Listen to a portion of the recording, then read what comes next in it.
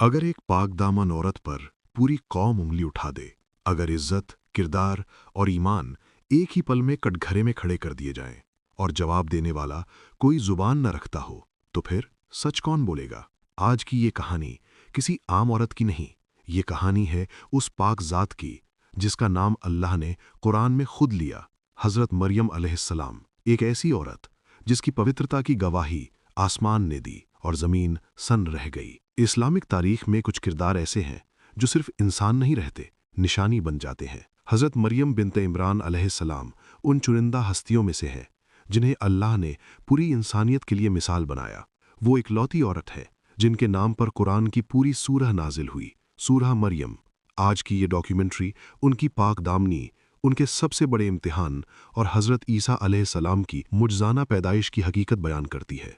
बैतुल मक़दिस, इबादत की खामोश दीवारें और एक छोटी सी बच्ची जो दुनिया से अलग अल्लाह के घर में पली। हज़रत मरियम अलैहिस्सलाम की वालिदा ने मन्नत मानी थी कि उनका बच्चा अल्लाह की इबादत के लिए होगा। जब बेटी पैदा हुई तो इंसानी सोच ने कहा, ये तो लड़की है, लेकिन अल्लाह की मर्जी इंसानी अंदाजों से कहीं ऊपर थी। हज़रत मरियम अलैहिस्सलाम को बैतुल मक़दिस के हवाले कर दिया गया। हज़रत ज़करिया अलैहिस्सलाम उनके काफिल बने। महराब का दरवाज़ा खुलता है और हर बार एक हैरत जन्म लेती है। हज़रत ज़करिया अलैहिस्सलाम देखते हैं बेमौसम फल, सर्दी में गर्मियों के, गर्मियों में सर्दियों के। वो पूछते हैं, ए मरियम, ये तुम्हारे पास कहाँ से आते हैं? जवाब छोटा है लेकिन असर गहरा, ये अल्लाह की तरफ से है। बेशक अल्लाह जिसे चाहता है बेहिसाब रिज़्क देता है। सूरह आल इमरान। यहाँ से मरियम अलैहिस्सलाम की रूहानी बुलंदी साफ दिखाई देती है।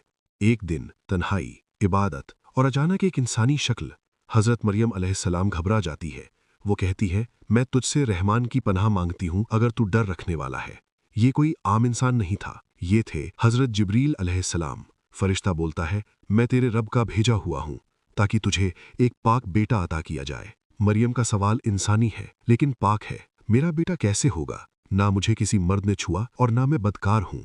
जवाब आसमानी है, ये तेरे रब के लिए आसान है। सूरह मरियम। अब कहानी सबसे मुश्किल मोड़ में दाखिल होती है। मरियम अलैहिस्सलाम लोगों से अलग एक वीरान जगह चली जाती हैं। दर्द, तन्हाई और जिम्मेदारी, खजूर का दरख्त और जमीन पर बैठी एक पाक औरत। वो कहती हैं, काश मैं इससे पहले मर जाती और भुला दी जाती। तभी अल्लाह की तरफ से आवाज आती है, गम न कर, तेरे नीचे पानी की नहर बहा दी गई है और दरख्त को हिला, ताज़ी खजूरें गिरेंगी।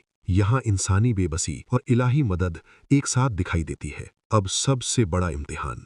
मरियम अलैहिस्सलाम नन्हे बच्चे को लेकर कौम के सामने आती हैं। सवाल नहीं, इल्जाम। ए मरियम, तूने ये क्या कर दिया? वो जवाब नहीं देती, बस बच्चे की तरफ इशारा करती हैं।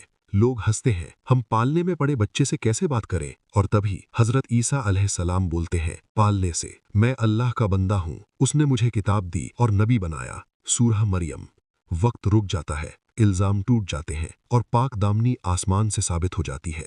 हजरत मरियम अलैहिस्सलाम की कहानी हमें सिखाती है कि जब इंसान अल्लाह पर पूरा भरोसा करता है तो अल्लाह खुद उसकी गवाही देता है।